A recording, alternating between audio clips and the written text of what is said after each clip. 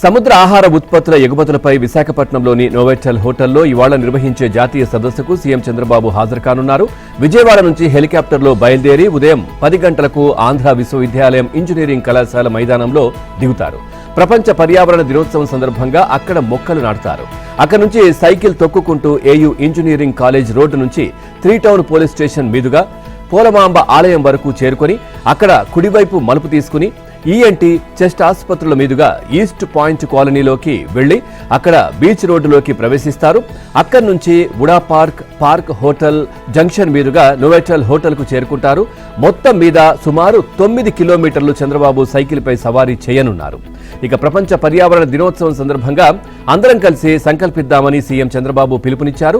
భూమి మన ఇల్లు, ప్రకృతి మన జీవనాధారం, పర్యావరణాన్ని రక్షించుకోవడం మన బాధ్యత అని చంద్రబాబు ఎక్స్లో పేర్కొన్నారు. సహజ వనరులను కాపాడుకుంటూ గాలి, నీరు, నేల కలుషితం కాకుండా అందరం కృషి చేద్దామన్నారు. పచ్చదనం పెంపు, ఇంధన వనరులు పొదుపుగా వినియోగించడం అవసరమన్నారు. అందులో భాగంగా ప్రపంచ పర్యావరణ దినోత్సవం సందర్భంగా ఇవాళ ఈ సైకిళ్లపై ప్రయాణిద్దామని పిలుపునిచ్చారు. ప్రతి ఒక్కరూ ఒక మొక్క నాటుదామన్నారు చంద్రబాబు. ఇవాళ తన విశాఖ పర్యటనలో సైకిల్పై ప్రయాణిస్తానని, పర్యావరణ పరిరక్షణ సందేశాన్ని ప్రజల్లోకి తీసుకువెళ్లేందుకు ప్రయత్నిస్తానని చెప్పారు. అంతా సహకరించాలని, మంచి కార్యక్రమానికి కలిసి రావాలని చంద్రబాబు కోరారు. ఇక ప్రపంచ పర్యావరణ దినోత్సవాన్ని పురస్కరించుకుని జూన్ 5న టీడీపీ మహోత్తర కార్యక్రమానికి శ్రీకారం చుట్టనుందని టీడీపీ రాష్ట్ర అధ్యక్షుడు పల్లా శ్రీనివాసరావు తెలిపారు. రాష్ట్ర వ్యాప్తంగా అన్ని జిల్లాల్లో సైకిల్ యాత్ర చేపట్టనున్నట్లు చెప్పారు. ఏపీలో కూటమి ప్రభుత్వం 2 ఏళ్ల పాలన విజయాలను వివరిస్తూ 3 ప్రాంతాల్లో 3 అంశాలపై బహిరంగ సభలు నిర్వహించాలని ఎన్డీఏ నేతలు నిర్ణయించారు. హడావిడి ఆర్భాటాలు లేకుండా సాదాసీదాగా వీటిని జరుపుతారు. గురువారం చంద్రబాబు నివాసంలో సీఎం, జనసేన పవన్ కళ్యాణ్, ఆ పార్టీకి చెందిన మంత్రి నాదెండ్ల మనోహర్, టీడీపీ బీజేపీ రాష్ట్ర అధ్యక్షులు పల్లా శ్రీనివాసరావు, మాధవ్ సమావేశమయ్యారు. కూటమి ప్రభుత్వ 2 ఏళ్ల పాలన విజయాలపై సుదీర్ఘంగా చర్చించారు. సంక్షేమంపై ఈ నెల 9న తిరుపతిలో, సుపరిపాలనపై 12న అమరావతిలో, అభివృద్ధిపై 15న విశాఖపట్నంలో భారీ సభలు నిర్వహించనున్నట్లు పల్లా తెలిపారు. మాధవ్ మనోహర్తో కలిసి ఆయన విలేకరులతో మాట్లాడారు. ఎన్డీఏ నేతల భేటీలో తీసుకున్న నిర్ణయాలను తెలియజేశారు. ఇక 13, 16, 17, 18, 19, 20 తేదీల్లో జిల్లా స్థాయిలో మంత్రులు, ఎమ్మెల్యేలు అందరూ కలిసి 2 ఏళ్ల విజయాలపై కార్యక్రమాలు చేపడతారని పల్లా శ్రీనివాసరావు తెలిపారు. 24 మాసాల్లో సాధించిన విజయాలపై 24 కార్యక్రమాలను 25 జిల్లాల్లోనూ నిర్వహిస్తామన్నారు. ఇక కేంద్ర మంత్రులు కూడా వీటిలో భాగస్వాములు అవుతారని చెప్పారు. చేసిన అభివృద్ధి, సంక్షేమ కార్యక్రమాలను ప్రజల్లోకి తీసుకువెళ్లే విధంగా ఈ కార్యక్రమాలను ఏర్పాటు చేస్తున్నామని చెప్పారు. సరిపై 3 పార్టీల నడుమ సమన్వయం ఎలా ఉండాలన్న అంశంపై కూడా సమావేశంలో చర్చించామని పల్లా వివరించారు.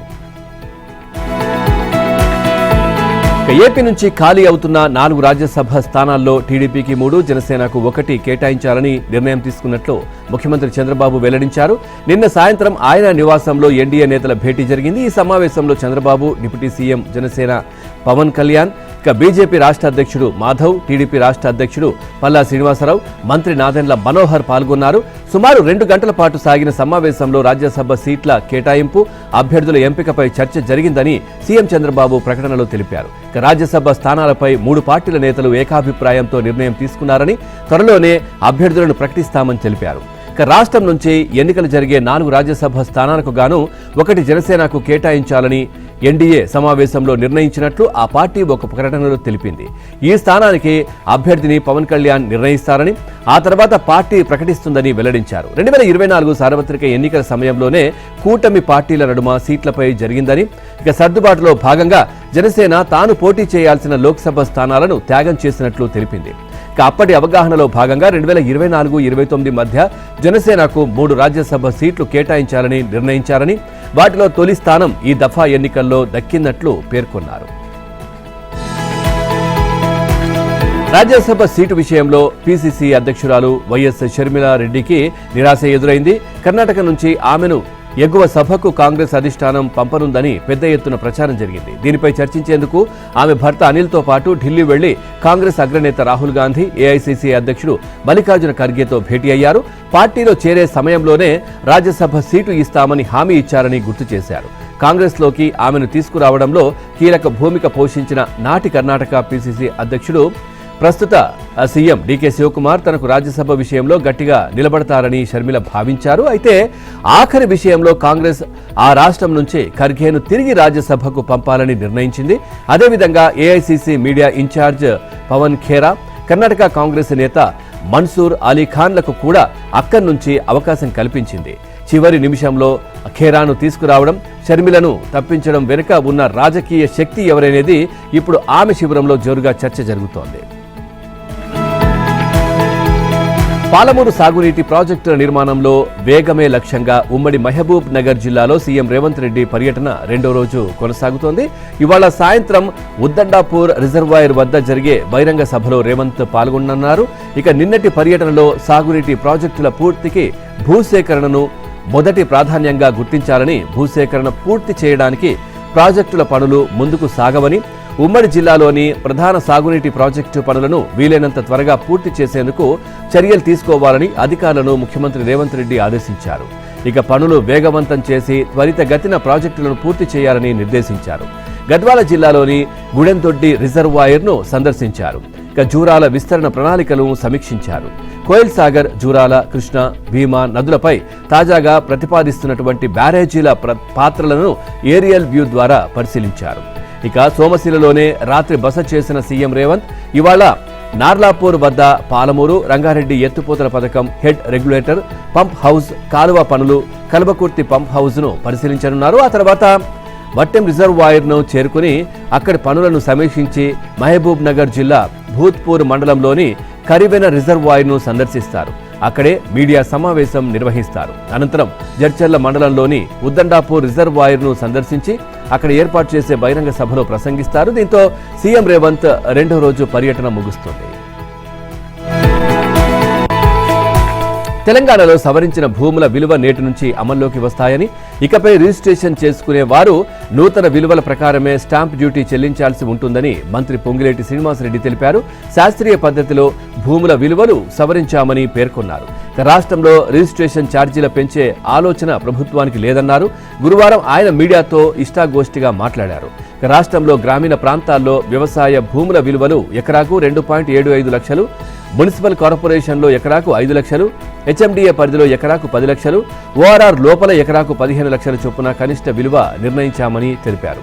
ఇక ఎలాంటి అక్రమాలకు తావు ఇవ్వకూడదనే ఉద్దేశంతో సబ్ రిజిస్ట్రార్ల అధికారాలు తగ్గించామన్నారు మంత్రి పొంగిలేటి శ్రీనివాసరెడ్డి. ఇక సామాన్య రైతు కుటుంబం నుంచి దేవుడి దయతో ఇక్కడి వరకు వచ్చానని, తనకు ఏ శాఖ ఇచ్చినా మనస్ఫూర్తిగా పనిచేస్తానని చెప్పారు. రెవెన్యూ శాఖలో అక్రమాలకు పాల్పడిన వారిపై గత పాలకులు ఎలాంటి చర్యలు తీసుకోలేదన్నారు. తప్పు చేసిన వారిపై విచారణ చేపట్టకుండా తప్పించాలని చూశారని దుయ్యబట్టారు. 4 ఏళ్ల పాటు ఫైళ్లను తొక్కిపెట్టారని చెప్పారు. రెవెన్యూ మంత్రిగా బాధ్యతలు స్వీకరించాక 3500 ఫైళ్లు క్లియర్ చేశారని, తప్పు చేసిన వారికి శిక్ష పడేలా నిర్ణయాలు తీసుకున్నారని వెల్లడించారు. ఏ ఒక్క ఫైల్ పైన తాను గుడ్డిగా సంతకాలు చేయలేదన్నారు. బీఆర్ఎస్ అధికారంలో ఉన్నప్పుడు అసెంబ్లీలో అడిగిన ప్రశ్నలకు సమాధానాలు వచ్చేవి కాదన్నారు. వస్త్రాలు, హైటెక్స్ ఎగ్జిబిషన్ సెంటర్ విజువల్స్ వాడుకోగలరు. తర్వాత నైపుణ్యానికి ప్రతీకంగా నిలిచిన పోచంపల్లి ఇక్కత్ నేతను హైదరాబాద్లోని హైటెక్స్ ఎగ్జిబిషన్ సెంటర్లో నేటి నుంచి 7వ తేదీ వరకు అందుబాటులోకి తీసుకుని వస్తున్నారు. ఇక థ్రెడ్ పోచంపల్లి పేరుతో ఏర్పాటు చేస్తున్నటువంటి ప్రత్యేక ప్రదర్శన హైటెక్స్లో హాల్ నెంబర్ 4లో 3 రోజుల పాటు ప్రజలకు అందుబాటులో ఉంటుంది. ఇక భువనగిరి జిల్లా కలెక్టర్ అనురాగ్ జయంతి అధికార యంత్రాంగం ఆధ్వర్యంలో ఈ ఎగ్జిబిషన్ నిర్వహిస్తున్నారు. పోచంపల్లి ఇక్కత్ చీరలు, వస్త్రాలు గ్రామంలో మగ్గాల నుంచి వ్యాపారాలు, టోకు వర్తకులు, చిల్లర వర్తకుల నుంచి వినియోగదారులకు చేరుతుంటాయి. అయితే వస్త్రాలు నేసిన నేతన్నలను వినియోగదారులు నేరుగా కలిసే అవకాశం కల్పిస్తున్నట్లు నిర్వాహకులు తెలిపారు. ఇక ప్రత్యక్ష అనుసంధానంతో కొత్త మార్కెట్ అవకాశాలు వస్తాయని వెల్లడించారు. దీంతో వ్యాపారులు, మధ్యవర్తుల ప్రమేయం తగ్గుతుందని, తయారీదారుల నుంచి వినియోగదారులకు నేరుగా వస్త్రాలు అందుతాయని తెలిపారు. నేతన్నలతో వినియోగదారుల ములాఖాత్ ప్రత్యేక ఆకర్షణగా నిలవనుంది. ఇక పోచంపల్లితో పాటు పరిసర ప్రాంతాల నుంచి సుమారు 100 మంది నేతన్నలు ఈ ఎగ్జిబిషన్లో పాల్గొంటున్నారు. తమ కళను హైటెక్స్ వేదికపై నేరుగా తీసుకువస్తున్నారు. స్టాళ్లలో సందర్శకులు చేనేత ఉత్పత్తులను కొనుగోలు చేయటమే కాకుండా ఇక్కత్, కట్టు, అద్దంకం ప్రక్రియ ప్రత్యేక ప్రదర్శనకు తిలకించే అవకాశాలు కూడా కల్పిస్తున్నారు. మహిళా స్వయం సహాయక సంఘాలు నిర్వహించే స్టాళ్లు ప్రత్యేక ఆకర్షణగా నిలవనున్నాయి. ప్రభుత్వ తోడ్పాటు, కార్పొరేట్ సామాజిక బాధ్యత నిధులతో కార్యక్రమాన్ని నిర్వహిస్తున్నట్లు అధికారులు తెలిపారు. ఉపాధ్యాయ అర్హత పరీక్షకు పాఠశాల విద్యాశాఖ నేడు నోటిఫికేషన్ విడుదల చేస్తుందని మంత్రి లోకేష్ తెలిపారు. టెట్ 2026 షెడ్యూల్ను గురువారం ఆయన ఎక్స్లో విడుదల చేశారు. ఈ షెడ్యూల్ ప్రకారం ఇవాటి నుంచి దరఖాస్తుల ప్రక్రియ మొదలవుతుంది. జూలై 5 వరకు దరఖాస్తులు స్వీకరిస్తారు. పాఠశాల విద్యాశాఖ వెబ్సైట్లో ఆన్లైన్ విధానంలోనే దరఖాస్తులు సమర్పించాలి. జూలై 15 నుంచి మాక్ టెస్టులు అందుబాటులో ఉంటాయి. 25న హాల్ టిక్కెట్లు విడుదల చేస్తారు. ఆగస్టు 5 నుంచి 21 వరకు పరీక్షలు నిర్వహిస్తారు. ఉదయం 9:30 నుంచి మధ్యాహ్నం 12 గంటల వరకు, మధ్యాహ్నం 2:30 నుంచి సాయంత్రం 5 గంటల వరకు 2 సెషన్లలో పరీక్షలు నిర్వహిస్తారు. ఆగస్టు 24న ప్రాథమిక కీ విడుదల చేస్తారు. దీనిపై అభ్యంతరాలు స్వీకరించి సెప్టెంబర్ 8న తుది కీ విడుదల చేస్తారు. సెప్టెంబర్ 15 తుది ఫలితాలు వెల్లడిస్తారు. కాగా ప్రభుత్వం ప్రతిష్టాత్మకంగా విడుదల చేసిన జాబ్ క్యాలెండర్లో భాగంగా అక్టోబర్లో డిఎస్సి నోటిఫికేషన్ ఇస్తామని మంత్రి లోకేష్ తెలిపారు. టెట్ రాబోయే అభ్యర్థులకు, ఇన్ సర్వీస్ టీచర్లకు ఆయన శుభాకాంక్షలు తెలిపారు. జనసేనను క్షేత్రస్థాయిలో మరింత బలోపేతం చేసేందుకు పార్టీ అధినేత పవన్ కళ్యాణ్ సరికొత్త వ్యూహానికి శ్రీకారం చుట్టారు. 25 పార్లమెంట్, 175 అసెంబ్లీ నియోజకవర్గాల్లో కమిటీల ఏర్పాటుకు ప్రత్యేకంగా నిర్మాణ సమాచార సేకరణ కమిటీలను రంగంలోకి దించారు. ఇక పై స్థాయి నిర్ణయాలకు స్వస్తి పలికి కేడర్ ఆధారిత వ్యవస్థే లక్ష్యంగా అడుగులు వేస్తున్నారు. మొక్కుబడి పదవులకు చెక్ పెడుతూ క్షేత్రస్థాయిలో కష్టపడే జన సైనికులకు, సాధకులకు పట్టం కట్టేందుకు రూట్ మ్యాప్ సిద్ధం చేశారు. ఇక సేనతో సేనాని కార్యక్రమంతో పాటు మెంబర్షిప్ డ్రైవ్లో చురుగ్గా ఉన్న ఔత్సాహికులను ఈ ప్రక్రియలో భాగస్వాములను చేశారు. అలాగే 2009 నుంచి పవన్ వెన్నంటే నడుస్తున్న సీనియర్ల అనుభవాన్ని ఇందులో వాడుకుంటున్నారు. ప్రతి పార్లమెంటు నియోజకవర్గానికి 28 మంది సభ్యులతో కమిటీని ఏర్పాటు చేశారు. ఇందులో ఒక పరిశీలకుడు, 3 సీనియర్ నేతలు, 3 యాక్టివ్ సాధకులతో కూడిన 7 ప్రధాన సభ్యులు ఉంటారు.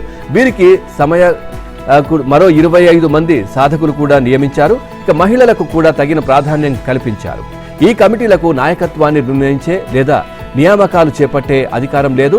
కేవలం క్షేత్రస్థాయిలో జన సైనికుల ప్రతిభ, పనితీరు, లీడర్షిప్ క్వాలిటీస్ డేటాను సేకరించి పవన్ కళ్యాణ్కు నివేదించడమే వీరి ప్రధాన విధి. ఏపీ వ్యాప్తంగా అన్ని జిల్లాల నుంచి ఈ కమిటీలు పూర్తిస్థాయి నివేదికను సేకరించి అధిష్టానానికి సమర్పిస్తాయి. ఆ డేటాను పవన్ కళ్యాణ్ స్వయంగా పరిశీలించి ముఖ్య నేతలతో చర్చించిన అనంతరం తుది కమిటీలను అధికారికంగా ప్రకటిస్తారు. ఈ ప్రకటనతో ఎప్పటి నుంచో పదవుల కోసం ఎదురు చూస్తున్న రాయల్ జనసైనికుల్ క్షేత్రస్థాయి నేతల్లో కొత్త జోష్ నెలకొంది. బెజవాడలో మరోసారి కేశినేని బ్రదర్స్ మధ్య విభేదాలు ఒక్కసారిగా భగ్గుమన్నాయి. ఎక్స్ వేదికగా టీడీపీ ఎంపీ కేశినేని చిన్నిపై ఆరోపణలు చేస్తూ ట్వీట్ చేశారు. తన స్నేహితుడిపై అక్రమ కేసులు బనాయించి వేధిస్తున్నారని, కేశినేని చిన్ని అక్రమ సొమ్ము వ్యవహారంలో ఇబ్బంది, యాసిడ్ దాడి చేశారంటూ పోస్టుల్లో పేర్కొన్నారు. ఇక నాని ఆరోపణలకు అదేవిధంగా చిన్ని ఎక్స్ వేదికగా ట్వీట్ చేశారు. 2024 ఎన్నికల్లో వైసీపీ తరపున విజయవాడ ఎంపీగా పోటీ చేసి కేశినేని నాని ఓటమి పాలయ్యారు. ఆ తర్వాత రాజకీయాల నుంచి తప్పుకున్నట్లు ప్రకటించిన నాని ఇప్పుడు ఏకంగా సోదరుడు చిన్ని టార్గెట్గా విమర్శలు గుప్పించారు. సీఎం చంద్రబాబుకు ఎక్స్లో కేశినేని నాని పోస్ట్ చేశారు.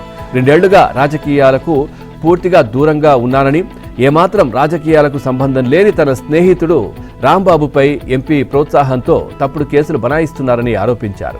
విజయవాడ టాస్క్ ఫోర్స్ పీఎస్ఐ నవీన్ రాంబాబు తల్లిని వేధించారన్నారు. ఇక పోలీసు యంత్రాంగాన్ని దుర్వినియోగం చేయకుండా తగిన చర్యలు తీసుకోవాలంటూ ఎక్స్ వేదికగా కోరారు. మరోవైపు పోస్టులో ఏకంగా కేశినేని చిన్నిపై నేరుగా విమర్శలు గుప్పించారు. 27 కోట్ల బ్లాక్ మనీ కేసులో ఎంపీ కేశినేని చిన్ని, పిఏలు, కార్యాలయ సిబ్బంది పరారీలో ఉన్నారన్నారు. అయితే పరారీలో ఉన్న ఓ వ్యక్తిని తన అనుచరులతో పట్టుకుని యాసిడ్ పోసారనే ఆరోపణలు ఉన్నాయన్నారు. దీనిపై ఇప్పటి వరకు ఎలాంటి సమాచారం, ఆధారం బయటకు రాలేదంటూ మరో పోస్ట్ చేశారు. ఒకేసారి ఎక్స్ వేదికగా 2 పోస్టులు చేయడంతో విజయవాడ రాజకీయాల్లో చర్చనీయాంశంగా మారింది. కేశినేని నానిపై ఎంపీ చిన్ని సోషల్ మీడియా వేదికగా విమర్శలు గుప్పించారు. కొందరు తమ జీవితాలను పుకార్లు సృష్టిస్తుండడంతో, ఇతరులను రెచ్చగొట్టడంలో, ప్రతికూలతలు వ్యాప్తి చేయడంలో పదే గడిపేస్తున్నారంటూ విమర్శించారు. తాను ప్రజలకు సేవ చేయడానికి, విజయవాడను ముందుకు నడిపించడానికి సమయం కేటాయిస్తున్నట్లు పోస్టులో పేర్కొన్నారు. వైసీపీ హయాంలో జరిగిన 3,500 కోట్ల మద్యం కుంభకోణం కేసులో సంచలన నిజాలు వెలుగు చూస్తున్నాయి. జగన్ కు అత్యంత నమ్మకస్తుడైన చెవిరెడ్డి భాస్కర్ రెడ్డిని ఇప్పటికే సిట్ ఈడీ అధికారులు విచారించారు. 2024 ఎన్నికల్లో ఓటర్లను ప్రలోభపెట్టేందుకు ఈ లిక్కర్ అక్రమ సంపాదనను భారీగా పంపిణీ చేసినట్లు తెలిపింది. ఇక కూటమి ప్రభుత్వం అధికారంలోకి వచ్చాక సిట్ ఈ స్కామ్ వెలికితీతపై స్పెషల్ ఫోకస్ పెట్టింది. ఇక ఎన్నికల సమయంలో తెలంగాణ సరిహద్దు చిల్లకల్లు వద్ద దొరికిన 8.50 కోట్ల నగదు కేసు ఈ స్కామ్లో టర్నింగ్ పాయింట్గా మారింది. టెక్నాలజీ సాయంతో సిట్ జరిపిన దర్యాప్తులో ఆ డబ్బును తరలించింది కూడా వాహనాలేనని, ఇక హైదరాబాద్, జూబ్లీ హిల్స్, తాడేపల్లిలే ఈ లిక్కర్ మనీ డెన్లని తెలిపింది. ఇక దీంతో విజయవాడ ఏసీబీ కోర్టు అనుమతితో సిట్ అధికారులు ఆ నిధులను జప్తు చేశారు. ఈ క్రమంలో చెవిరెడ్డి తన మిత్రుడు కాంట్రాక్టర్ అయిన ప్రద్యుమ్నను రంగంలోకి దించారు. ఆ డబ్బు తనదేనని కోర్టులో కేసు వేయించి విదేశాలకు పంపించారు. అయితే సిట్ నోటిఫికేషన్తో ఇండియాకు తిరిగొచ్చిన ప్రద్యుమ్న విచారణకు మాత్రం ముఖం చాటేస్తున్నాడు. 2 నెలల్లో 7-8 సార్లు నోటీసులు ఇచ్చిన సిట్ టీం రాగానే ముందస్తు సమాచారంతో ప్రైవేట్ ఆసుపత్రుల్లో చేరుతూ కొత్త జబ్బుల సాకును చూపిస్తున్నాడు. ఇక తాజాగా హైదరాబాద్ వెళ్లిన సిట్ అధికారులకు మరో స్టోరీ చెప్పాడు. ఈసారి మానసిక సమస్య ఉందంటూ ఆసుపత్రిలో చేరి గంట కూడా విచారణకు సహకరించాలని భీష్మించుకు కూర్చున్నాడు. కనీసం ఆడిటర్లతో మాట్లాడించేందుకు కూడా ఒప్పుకోలేదు. దీంతో కోర్టుకు వెళ్లకుండా జగన్ శాంతి భద్రతల సాకు చూపినట్లే ఇతను ఆసుపత్రి సాకు చూపుతుండటంతో ఈ వ్యవహారాన్ని కోర్టు దృష్టికి తీసుకువెళ్లేందుకు సిట్ సిద్ధమైంది. తాము ఎవరికి బినామీలం కాదు సార్, తమని బెదిరించి ఆస్తులు లాక్కున్నారు, ఆర్థికంగా నష్టపోయి అప్పుల పాలయ్యాం, ఇప్పుడు వాళ్ల కేసుల్లో తమని చేర్చి ఇబ్బంది పెట్టొద్దు అని మాజీ సీఎం జగన్ పిఏ కె నాగేశ్వరరెడ్డితో ఆర్థిక లావాదేవీలు జరిపిన వ్యక్తులు విచారణలో వాపోయినట్లు తెలిసింది. సిట్ విచారణలో కేఎన్ఆర్ అక్రమాస్తులు భారీగా బయటపడుతున్నాయి. మద్య ముడుపుల కన్నా దందాలతో ఎక్కువ దోచాడు. ఇక గత వైసీపీ ప్రభుత్వంలో జరిగిన భారీ మద్యం కుంభకోణంలో మూలాన్ని వెలికితీస్తున్న ప్రత్యేక దర్యాప్తు బృందం కీలక నిందితుడు వైసీపీ నేత చెవిరెడ్డి భాస్కర్ రెడ్డి కుటుంబం నుంచి 10 ఎకరాల భూమి కొనుగోలు చేసిన కేఎన్ఆర్ను పిలిచి విచారించింది. అందులో లభించిన కొన్ని ఆర్థిక లావాదేవీలు పరిశీలించిన సిట్ అధికారులు తెలుగు రాష్ట్రాలతో పాటు కర్ణాటక, తమిళనాడులో భారీగా కేఎన్ఆర్ అక్రమాస్తులను గుర్తించారు. ఇక బ్యాంకు ఖాతాలను పరిశీలించగా విదేశాల్లో సైతం కేఎన్ఆర్ భారీగా ఆస్తులు కూడబెట్టినట్లు తెలిసింది. ఈ నేపథ్యంలో విజయవాడకు చెందిన లక్కీ హుందాయ్ కార్ల షోరూం యజమాని నుంచి వివరాలు సేకరించారు. కేఎన్ఆర్కు షోరూంలో వాటా ఇవ్వడం వెనుకున్నటువంటి రహస్యాన్ని తేల్చారు. ఏ పరిస్థితుల్లోనూ 2029 లోక్సభ ఎన్నికల నాటికి నియోజకవర్గాల పునర్వ్యవస్థీకరణ చేసి తీరాలని మోదీ ప్రభుత్వం గట్టి పట్టుదలతో ఉంది. మహిళా రిజర్వేషన్ బిల్లుతో నియోజకవర్గాల పునర్విభజనను ముడిపెడుతూ తీసుకువచ్చిన బిల్లు లోక్సభలో బిగిపోయినప్పటికీ దీనిపై ముందుకే వెళ్లాలని భావిస్తోంది. అయితే మళ్లీ బిల్లు తెచ్చే విషయంలో హడావిడి పడకుండా మొదట రాజకీయ ఏకాభిప్రాయం సాధించాలని నిర్ణయించింది. ప్రాంతీయ పార్టీలతో చర్చలకు శ్రీకారం చుట్టింది. డీఎంకే, టీఎంసీ, ఎన్సీపీ, ఉద్ధవ్, శివసేనలతో ఒక దఫా సంప్రదింపులు కూడా జరిపినట్లు కేంద్ర ప్రభుత్వ వర్గాలు తెలిపాయి. ప్రస్తుత లోక్సభలో 543 సీట్లు ఉన్నాయి. ఇక 1971 జనాభా లెక్కల ఆధారంగా ఈ సంఖ్యను ఖరారు చేశారు. ఇప్పుడు దానిని మార్చడం ఆషామాషీ కాదు. వివిధ రాష్ట్రాల ప్రాతినిధ్య సమతుల్యంగా ఉండాల్సిన అవసరం ఉంది. జనాభా నియంత్రణ సమర్థంగా చేసిన రాష్ట్రాలు, ప్రధానంగా దక్షిణ భారత రాష్ట్రాలు పార్లమెంట్లో తమ ప్రాతినిధ్యం తగ్గిపోతోందని ఆందోళన వ్యక్తం చేస్తున్నాయి. దీనిని దృష్టిలో పెట్టుకుని కేంద్రం అందరికీ ఆమోదయోగ్యమైన ఫార్ములాపై కసరత్తు చేస్తోంది. అన్ని రాష్ట్రాలకు సముచిత ప్రాధాన్యత కల్పించేలా రాజకీయ పార్టీలు లేవనెత్తిన అంశాల పరిష్కారంపై దృష్టి సారిస్తోంది. ఈ ప్రక్రియకు చట్టరూపం తేల్చేందుకు విస్తృత ఫ్రేమ్వర్క్ను ఖరారు చేయాలని భావిస్తోంది. ప్రాంతీయ పార్టీలతో ప్రారంభించిన చర్చలు సానుకూలంగానే సాగుతున్నాయని ప్రభుత్వ వర్గాలు పేర్కొన్నాయి. రాజకీయ పక్షాలన్నిటితో సంప్రదింపులు పూర్తయి విస్తృత అంగీకారం ఏర్పడితే అప్పుడు బిల్లుపై ప్రభుత్వం తదుపరి అడుగులు వేస్తుందని తెలిపింది. ఇక పార్లమెంటు వర్షాకాల సమావేశాల ఎజెండాలో మహిళా రిజర్వేషన్, పునర్విభజన బిల్లును తిరిగి ప్రవేశపెట్టే అవకాశాలున్నాయని వెల్లడించాయి. రాజ్యసభ ఎన్నికలకు కాంగ్రెస్ తన అభ్యర్థులను ప్రకటించింది. ఈ మేరకు 7 పేర్లతో గురువారం జాబితాను విడుదల చేసింది. వీరిలో కర్ణాటక నుంచి మల్లికార్జున ఖర్గే, పవన్ ఖేరా, మన్సూర్ అలీ ఖాన్, మధ్యప్రదేశ్ నుంచి మీనాక్షి నటరాజన్, రాజస్థాన్ నుంచి నీరజ్ డాంగి, తమిళనాడు నుంచి ప్రవీణ్ చక్రవర్తి, జార్ఖండ్ నుంచి ప్రణవ్ ఝా ఉన్నారు. ఇక ఇప్పటికే కాంగ్రెస్ అధ్యక్షుడు ఖర్గే పార్టీ రాజ్యసభ పక్ష నేతగా ఉన్నారు. అయితే ఎంపీగా ఆయన పదవీ కాలం ముగియనున్న దృష్ట్యా మరోసారి పార్టీ అవకాశం కల్పించింది. తమిళనాడు నుంచి ప్రాతినిధ్యం వహిస్తున్న ఓ అన్నా డీఎంకే ఎంపీ రాజీనామాతో ఖాళీ అయిన ఒక రాజ్యసభ స్థానాన్ని ఆ రాష్ట్ర సీఎం టీవీకే పార్టీ అధినేత విజయ్ తమ కూటమి భాగస్వామి కాంగ్రెస్కు కేటాయించడం విశేషం. ఈ స్థానం నుంచి కాంగ్రెస్ తరపున ఆ పార్టీ డేటా విశ్లేషణ ప్రొఫెషనల్స్ విభాగం అధ్యక్షుడు ప్రవీణ్ చక్రవర్తి బరిలో నిలిచారు.